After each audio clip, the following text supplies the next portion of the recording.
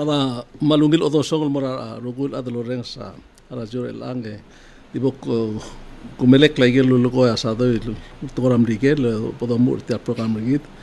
So first President Heine or Madam President, welcome to Palau, and I guess I'll join with the President Ngirmang, the leaders of Palau, in welcoming you to our home islands. And then we're very proud that you chose Palau to be the first foreign country for you to visit, according to the President's announcement. But you are not, you're no stranger here. I know you appeared in a TV program here some years ago. So your beautiful face is known around here. But I think the most, I guess, interest of Palauans is the fact that you made the history. And that led to the presentation of the resolution last night of our Congress, the highest honor bestowed on any person, the resolution congratulating you and the people of the Marshals for your election. So first, it's going to, this is a kind of an informal talk show, so I guess the question that a lot of women in Palau are asking, especially even the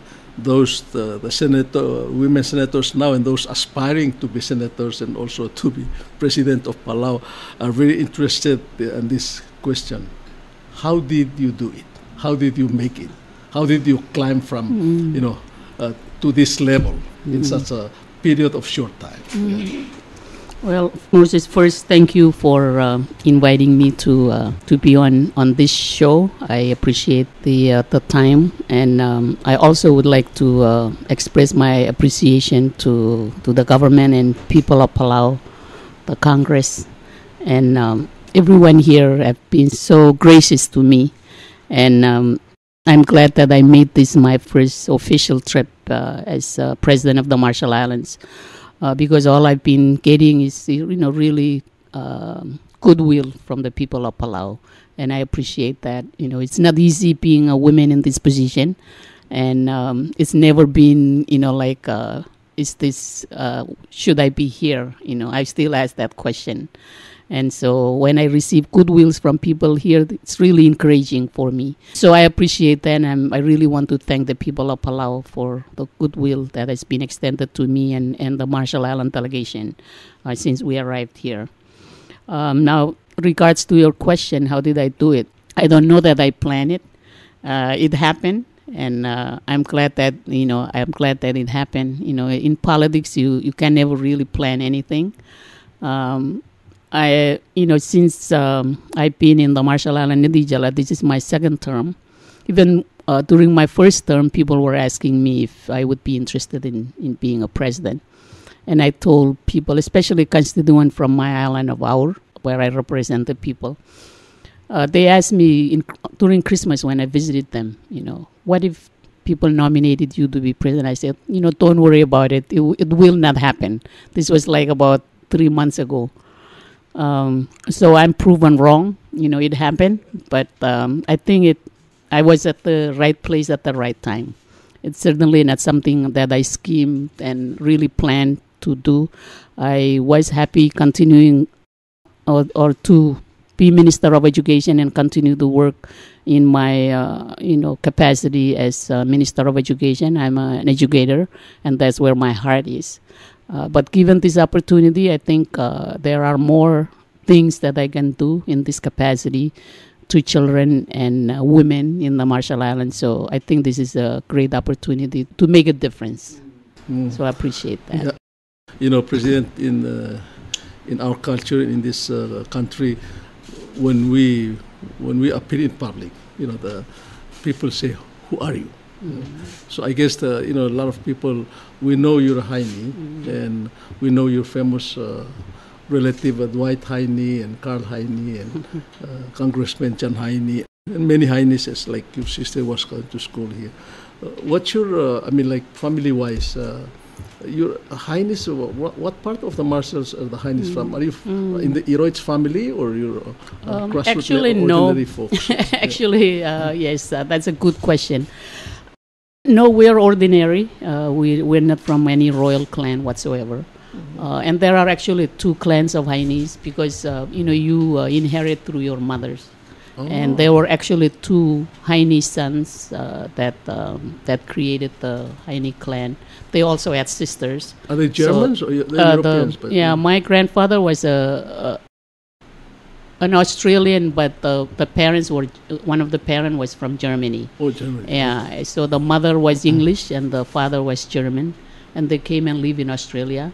And my grandfather was one of the children. They had like 8 or 9 children. And he happened to came on a boat to the Marshall Islands. He was a merchant. He was working with a merchant company. And they came to the Marshall Islands, and then he left the ship and married the Marshallese woman.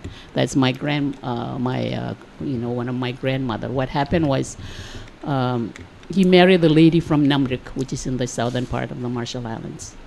And they had one son, and then she died, the first wife. So he married the younger wife, which was my grandmother. The son from the older sister is Dwight Heine's grandmother. And then when he married my grandmother, they had only one son, and that was my father. So the two were, I guess, have brothers, and they had the same father, but two different. The mothers were sisters. So we come from the southern part of the Marshall Islands, but we also have land rights in the northern part. So that's where where I come from, or where I represent. That's where my grandmother also has land rights there. So, but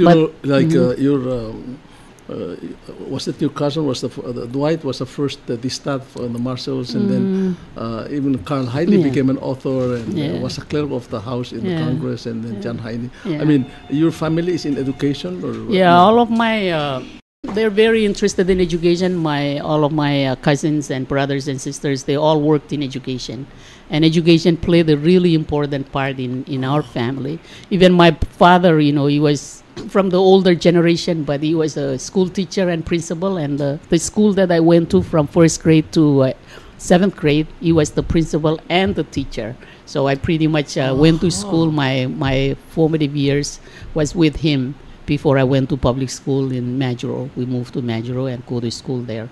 So even back then in the 60s and so on, he had he subscribed to Time Magazine, National Geographic, and this is in the outer islands of the Marshall Islands. So he was there was always reading materials around the homes, and I think those things make a difference in terms of his kids interested in education and wanting to pursue education. You went on to obtain your PhD. What school and in what field? Yeah, well, then I went to the Marshall Islands High School for 3 years, and was fortunate to get a scholarship program to finish my senior year in Oregon. So I went there and finished my senior year in Oregon, in one of the schools in the communities there. And then from then on, I went to University of Oregon. That's where I did my undergraduate, in University of Oregon. I did my teaching certificate and all of that at University of Oregon. But then I came back home, taught a little bit, and went back to University of Hawaii for my master's. And then after that, I came back home again and worked for about 16 years. And then went back to Hawaii, where I worked for Prel. And it's during that time I worked for Prel that I attended USC, University of Southern California, and did my doctorate. Yeah. Is it true that you're the first Marshallese with PhD?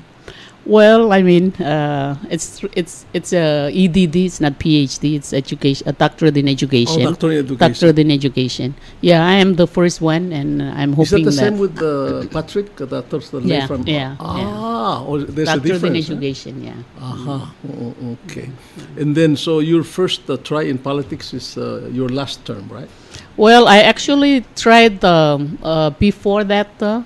I tried to run from my mother's home island of Jalud and lost. So I lost one time, and then the next term, I ran for that was last term from this island where my father is from. It's a different constituency. It's a smaller community, and that's my first term in politics, I guess. And then Marshall's, as you know, was the first country to put up a woman member of Congress of Micronesia. That's right. Yeah. Carmen Bigler has been my mentor, and she's still alive? She's still there. A very good friend and relative and advisor. I talk to her every now and then. Yeah, she's been a great influence on a lot of us in the Marshall Islands when she was a congresswoman. But after that, when you became independent, so who was the first woman to? The first woman was Evelyn Connell. She was actually she ran with my brother Carl. The two were representing Jalud Atoll in the first constitutional government of the Marshall Islands, and she was in the Nidijala for I think 3 or 4 terms. She was there quite some time, but the only woman in Nidijala. And after she lost, another woman came on, which is Abeka Anjain. She was there for 1 or 2 terms, and then she lost. And then another woman came on, Amenta Matthew, for 1 term. She lost, and then I came in this last term. Then this term, there are 3 of us. The election was in November, right? Yeah. So for the first time, there are 3 women in our Marshall Island Nidijala. Well, at least Palau beat you to that. They did, yeah. We've had the 3 women for the last 3 years. Yes, I know the ladies from Palau, so I was. We were talking about the fact that we always have only 1 woman, and Palau was already ahead of us. Yeah. So we want to be ahead of you for the president, but President Magsaw says, "Oh, that's in the future." In the future. That's true. So you know my classmate and closest Marshallese friend, right? Tony Jetney. So he's passed away, right? Yeah, good friend. Yeah. So in the government now, your cabinet has been organized, and you have everybody is in place. And what I understand, before you came or right after your election, you declare a state of emergency. Right after we declare state of emergency, because the northern islands in the Marshall Islands have been, complaining about lack of water, and even the well water are salty, and so we needed to declare emergency so that we can mobilize support, not only from within but also from outside. So as a result, we've been getting some support and have been able to deploy reverse osmosis units, especially to the northern islands and to the western islands. So almost all of the communities are now stabilized as far as drinking water. So that's taken care of. Last week before we came, it rained a little bit in Majuro, but just a little bit. We don't know. We're hearing that the drought will continue until June or so. So we hope that it will rain before then. But and this is the result of the El Nino. Yeah, it's a result of the El Nino, and these droughts are coming quite more frequent than before. Last year we also had a drought, and then this year again. But in the past we would have drought for maybe after 5 years, or they were far in between. But now they're so frequent. We know that we have to really make sure that we're prepared for any weather condition, because they're becoming different, and But I understand also you having like these king tides or these tides rising and coming on the island. Every now and then. Usually we were expecting one in February, but it didn't happen, fortunately. But usually January and February are the 2 months where king tide comes in, and so we were prepared for that for this year, but fortunately it didn't come. So everything is okay as far as that. But so in terms of your term is going to be what, 4 years, 5 years, or 4 years? Well, 4 years if there is no more vote of no confidence. So, you can never tell. You have to prepare for whatever might happen. But I guess you have 24, right? I have 24 from last, during the, when the election was done, which is 24 out of 33. That's quite a big number. Comfortable number. Yes. But who knows? Things can happen anytime. So. As you say, politics. Yeah, politics is unpredictable. So I'm not taking anything for granted. But you cannot focus on that. You cannot be distracted because things might come up. So I try not to think about it and just focus on what I need to do and move forward. So if it happens, it happens. Yeah. So in terms of if you are to say, what are your priorities? So, usually, as you know, when people get into office, we're going to do this in the first 100 days and or for 4 years. What are your priorities in terms of, let's say, 1 to 5?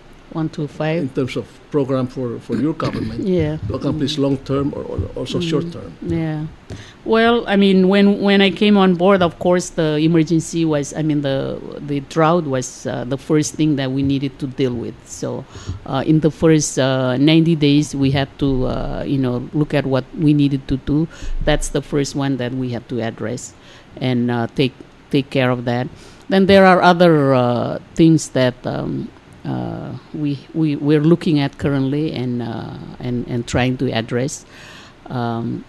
During the election, there were lots of talk about the constitutional convention for the Marshall Islands. It's overdue. We're in our constitution. We're supposed to have CON every 10 years, and it's been more than 10 years. And lots of people are, wanting the government to deal with that.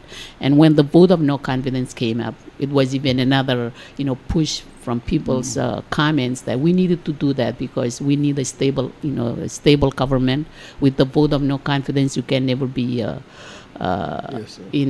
assured that the president will be there and be secure to do what they need to do. So you want to join Palau in the presidential system? Well, that's what people are asking for. People are saying we need to have a different system. We need the presidential system where people elect the president. And so it's a pressing issue for a number of people. So we've put in, because we budgeted for it this current budget, but it's not enough. We didn't put in enough money. So we're doing a supplemental budget to give additional money to make sure that the CON takes place this year. And at the same time, our relationship with the U.S. is around the corner. It ends at least the economic provisions, and around the corner. 2023 is not too far, so we have to get ourselves ready. We have to organize. We're working on getting a team together to start looking at what strategy, how do we want to approach the United States government, and what kind of relationship we want in the future. So these are, I think this is something that is really needed for us to address at this point, and get ourselves ready for that. So these are some of the things we're looking at. But other than that, unemployment is high in the Marshall Islands, and I'm concerned that our unemployment rate, especially for youth, is high. So we're exploring possibilities for job creation opportunities so that our young people can be gainfully employed. So, there are these long-term things, but there are also immediate things that we need to take care of. And so those are some... Also, immediately when I came on board, we started meeting with the MIMRA people, our Marine Resources Authority. because of the tuna 3D and what's happening there, and potential for loss of resources, especially now that MIMRA is really contributing quite a bit to our government. How much I understand the revenues from fishing is about over 10 million. Yeah. Well, this year, actually for this fiscal year, we budgeted 20 million from fishing. Yeah, this is the first time. Last year, last fiscal year, it was about, I think, 10. So it really the amount increased this year. So it's very important to us that that the tuna 3D is secured in a way that will support income stream coming to us from fishing. Any progress on what's happening with the U.S. withdrawing? Yeah, well, they met a week before last in Nandi. Our people went and met with the FFA and other member countries, PNA countries as well. And I think they had an offer given back to the United States government, and they were waiting to see what their it's going to impact us too. Big drastic cut. Yeah. Okay, then what? You're an educator, so I'm sure education of children is close to your heart, and you're also a mother. Unlike us fathers, we can talk about it, philosophize, but we don't know. We don't know how to carry them in our stomach for 9 months and take care of them. So I mean, it's. I was in the Marshalls in last 6 months about 3 times, and I also see the same. Kids loitering on the street, and with and I talked to them. I stopped at the basketball court, and I went to and then I talked with them, and it's same here. So I mean, it's we're dealing with education that is inadequate as they go through elementary school, high school, and then we're also dealing with a more serious problem is these people who are high school age or over, that just doing nothing. And Palau, we import the foreign workers here, about 8,000. A lot of foreigners to come, and yet we have our kids are they don't have jobs, they're uneducated. It's to me it's the most serious problem facing the crisis facing this. It is, countries, it is, and especially for us in the Marshall Islands. I think for you might have a problem, but not to the extent that we have with students not in school. And it's not for a lack of school. That's what concerns me, and it's painful to see the kids hanging out on the street, even though there are schools for them to go to school. I think it's a symptom of parents who are maybe too busy, or they have other priorities, and so they're not prioritizing the education of their children. And this is an area that I think as a community, not just the Ministry of Education and the public school system, but the country as a whole needs to address, because it's fundamental to almost everything else that we would do that Marshall Islands would become in the future. With these lost kids, if they're not in school, where would they end up? And they become create other social issues for the country. They would become unhealthy, so they would be the one that gets sick all the time. Continue the NCDs that we have. They won't have jobs, so they would be unemployed, and not to think of other social issues. So it's fundamental. It's important that parents are pushing and setting high expectations for their children. Yes. Because that's all it is. It's parents setting high expectations. I want you to be in school, and there's no question about it. That's it. You have to go to school, you have to finish school, and you have to go on. Don't stop there. So to me, and when I talk to schools and to opportunities to talk to children and parents, that's what I tell them. It's important for parents to have high expectations and set that and be, mean it, and make sure that the children know that they mean it. Not just say it and then other times they let them go. That's what happens. And so it's really, I see that increasing in the Marshalls, and I think we need to do something about it, making sure that all the kids are in school. We have a mandatory law for 5 to 18 years of age. All these children in this age bracket need to be in school, but they're they're not, especially in Majuro and Ibay. Those are the two urban areas where I think more of these kids are not in school. And again, it's symptomatic of urban, urban social issues. People busy with other things. They don't focus on their children first. Because as I said, in the past we used to not have enough classrooms. Right now I think we have enough schools and enough classrooms. We have, in the Marshalls, we have free lunch. Now we just started this year. We have free bus, going to school. So I'm not sure why kids are not in school. That's true here. Yeah.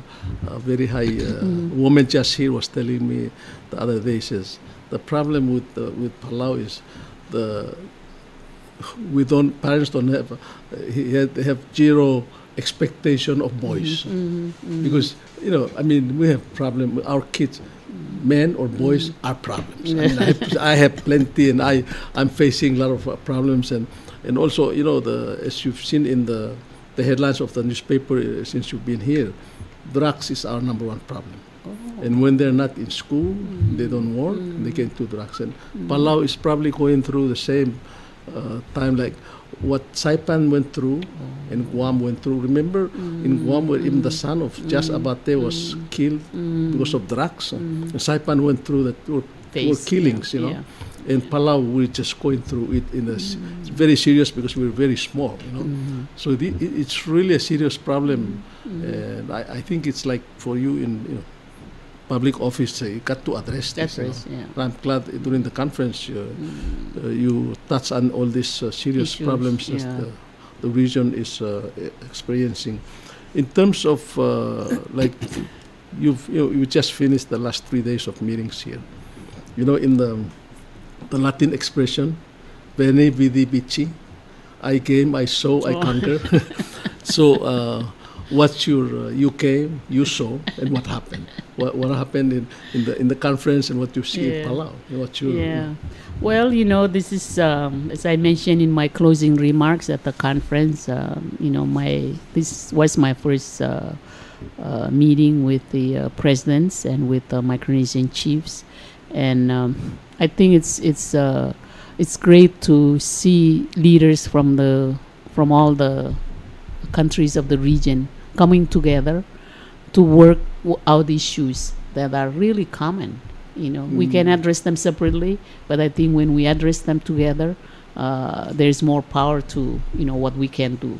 So I think that's the importance of the meetings, of coming together and try to solve issues together. Talking to our neighbors. We have these immigration problems with our people come to your entities and they cannot get jobs, and sometimes we think they're small, but when you talk about these issues in a colloquial way, it makes it easy to I think find solutions and to work them out. And so I believe that the Micronesian Island Forum is going to be a very important forum for all of us to tackle issues together. Right? We all have common issues like climate change. We have issues with the United States government, with our compacts. We have issues, I don't know about Palau, but for Marshalls and FSM on migration and our people going to the U.S. and Guam and the issues that they face when they leave.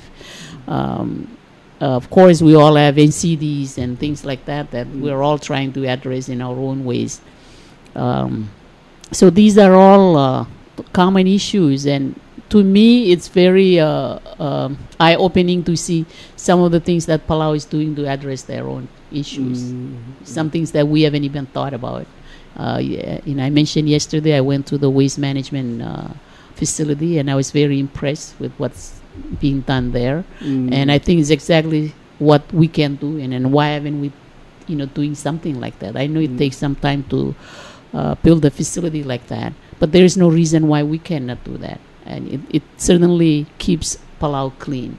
And that's an issue we have in the Marshalls. It's not very clean. People throw their garbage all over the place, especially Majuro. So having something like that was really great learning experience for me to see that.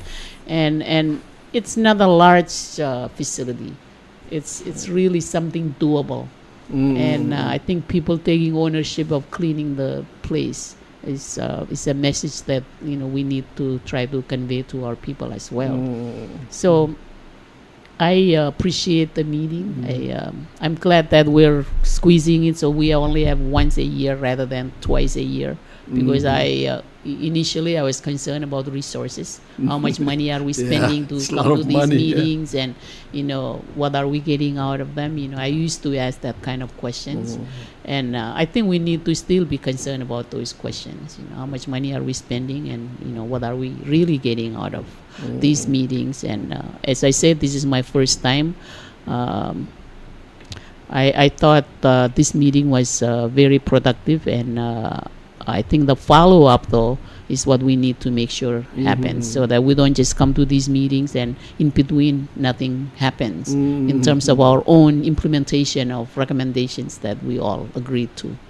So, you mentioned out-migration, and when I was in Majuro, I was told that you have 30,000 Marshallese in U.S. And your population is what, about 60,000? 60,000. We have in the Marshalls, yeah. So I mean, how do you deal with that? Because we also experience here. I mean, my wife is campaigning, going around some villages in Koror, and she was surprised. She told me some houses are empty. Literally empty, because they have left to U.S.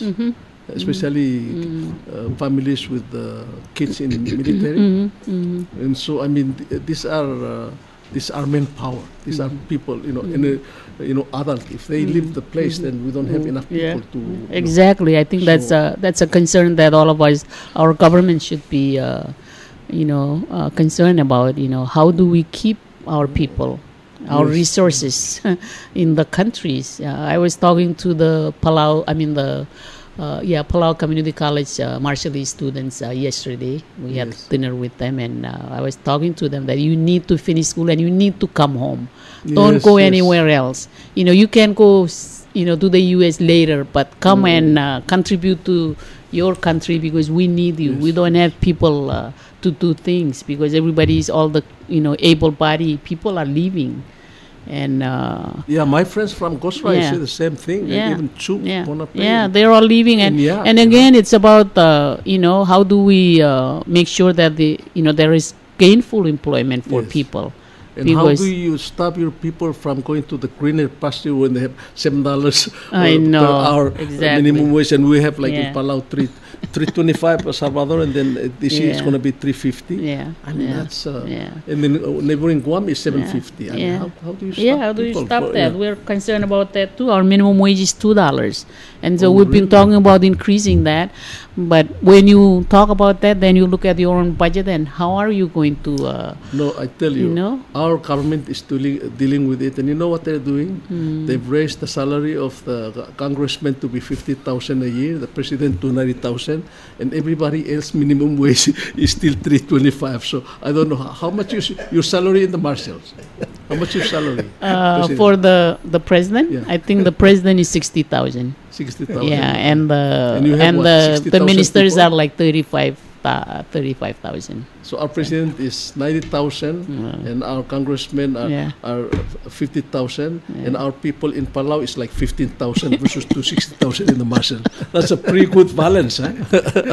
Yeah. So, okay. So what I understand I understand you have a strong women organization in the Marshalls, and you have a hand in the Yes. I read something about some women group that you started, or Well, this is the Women United Together Marshall Islands. Yeah, is what it's called, WUDMI. Yeah, yes. And actually, I was one of the founder. I'm not the only founder. There were a number of us that got together and organized this women's group, and it's still very strong and leading women organization in the Marshall Islands.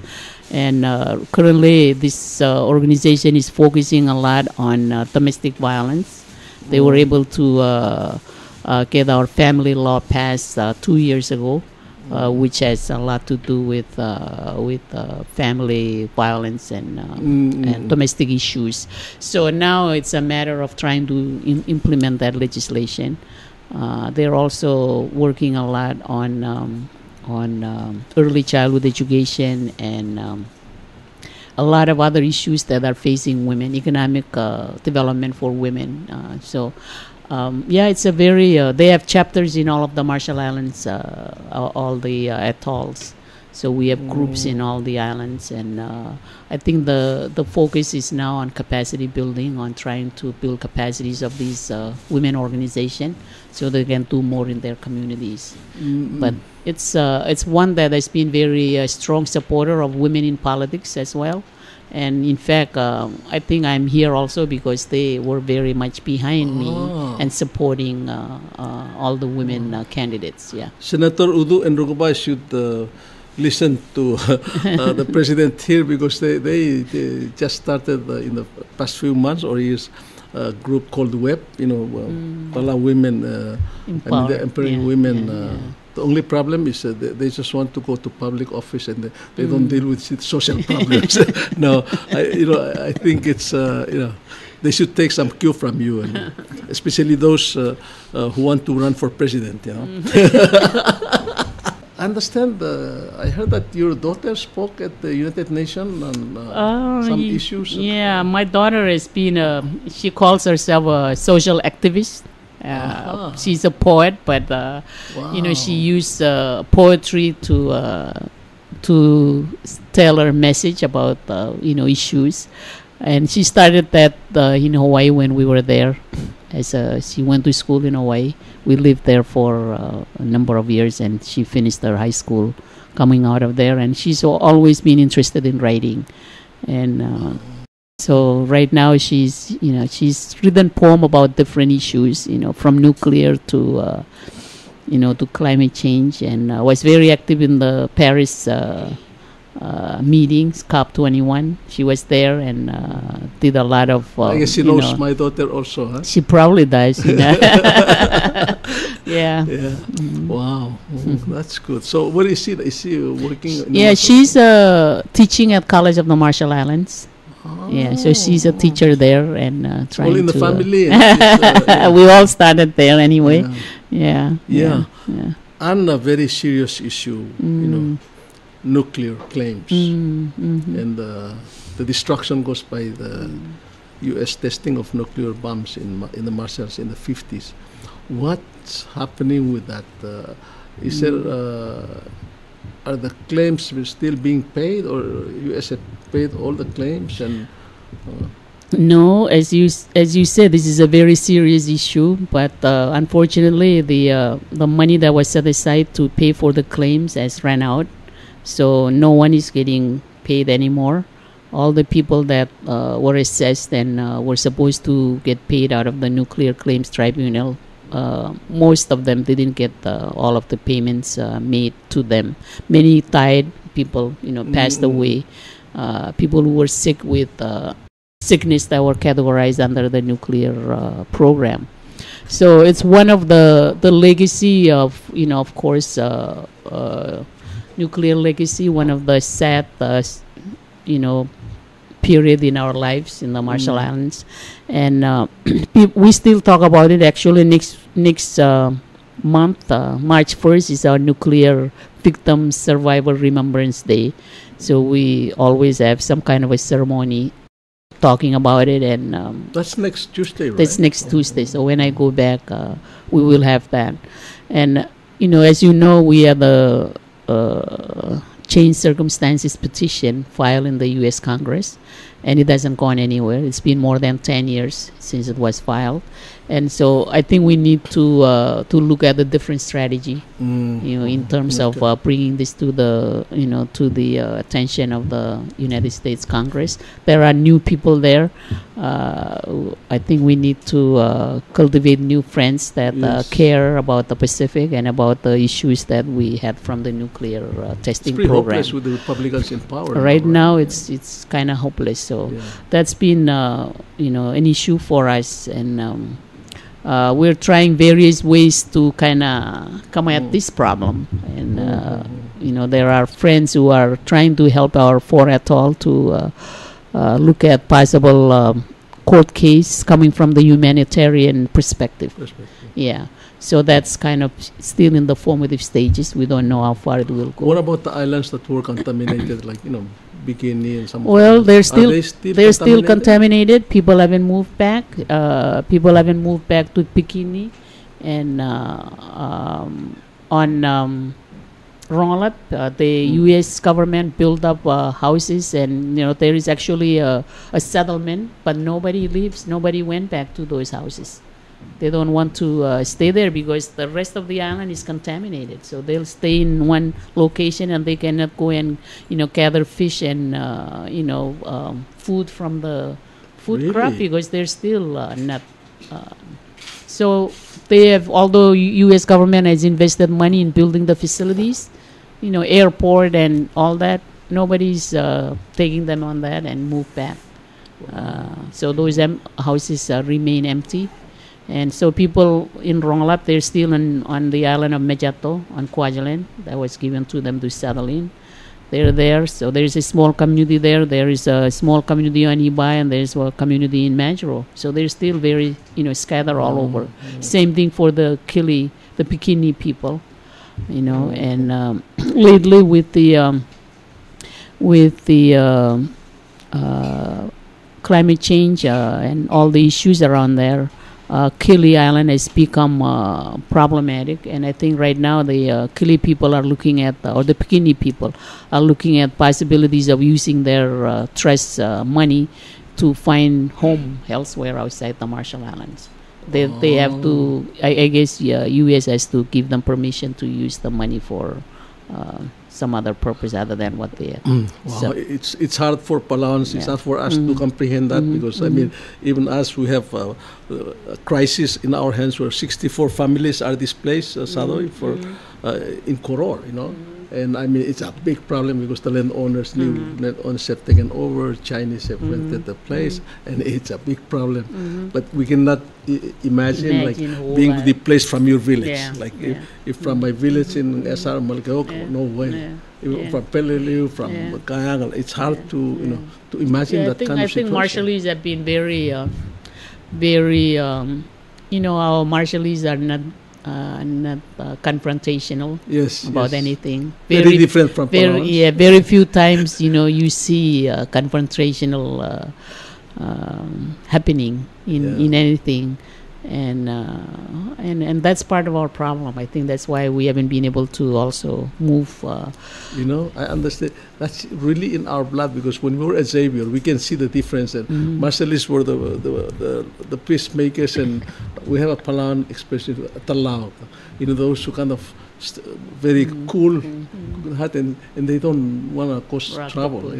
So it's always the Tragis and the Palauans. It can be good, but it can be bad also. So in this you case, can tolerate injustice for such a long time. So it's now on this lawsuit that the former government, which you were part of, filed with the World Court and against the 9 nuclear powers, and also I guess in U.S. court, and I guess our friend the Broom has been recognized and been I guess nominated for Peace Prize. What's the status of the lawsuit, and are you gonna your government gonna pursue it, or well, right now our Minister of Foreign Affairs is reviewing the lawsuit. There were some concerns that it may not have followed procedures for filing, the lawsuit. So that's what's being done now. The review is being done, and once we know what the situation is, then the government will decide what to do with whether to proceed or what. So that's kind of where we're at this point. Your foreign minister is John Silk? Yeah, John Is Silk. he a lawyer? John Silk is a lawyer? He's a trial lawyer. Okay. So in matter of few months you're going to decide. Well, hopefully within the month or so we'll know what to do with that. Madam President, you mentioned earlier that education is very dear to your heart. And if you were to prioritize or solve one education issue that the Marshallese face today, and you would want to accomplish it by the time your term is up, what would that be? Well, actually, I have two issues that I want to try to see if I can tackle. First is the students not being in school. That's one, obviously. But secondly is literacy. I want our kids, especially coming up in the public school system, to be able to read, Marshallese and English by the time they leave second grade or third grade at the latest. That's because that's an important foundation for learning afterward. You have to be able to read at that level in order to, teach yourself as you go upward in the different grade level. So that's an area I want to focus on. Make sure that kids are achieving at that level. Right now they're not, unfortunately, and so we want to work at making sure that every kids leave second, third grade being able to read in both languages. Thank you, Madam President. You're the first woman president in Micronesia.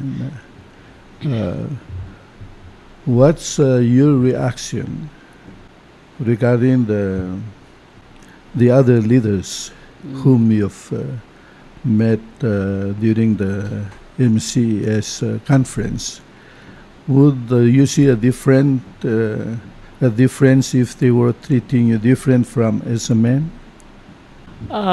That's a good question. Well, certainly I hope that because I'm a woman, I shouldn't be treated differently. I think we should all be treated the same, when it comes to, I suppose, making decision and working together. The two presidents are, of course, gentlemen, so they try to treat me, in a special way, which I appreciate. But I don't know that it's expected, but it's appreciated when it happens. I'm sure it's. I hope it's not uncomfortable for them, for me to be there. I can understand where they've been meeting all these times. They've been meeting together as all men. So now that there is a woman in there, how does that make it? Does it create some level of uncomfortable? I don't know. I hope not. I mean, I'd like to because I look at this when I'm asked this question. So you're a woman president. What do you think, or what do you say to that? And my comment is, I hope that gender is not an issue when it comes to leadership, really, because I think there are very capable women as there are capable men. So that should be what we look at in terms of selecting our leaders. Do they have the people's issues and concerns at heart?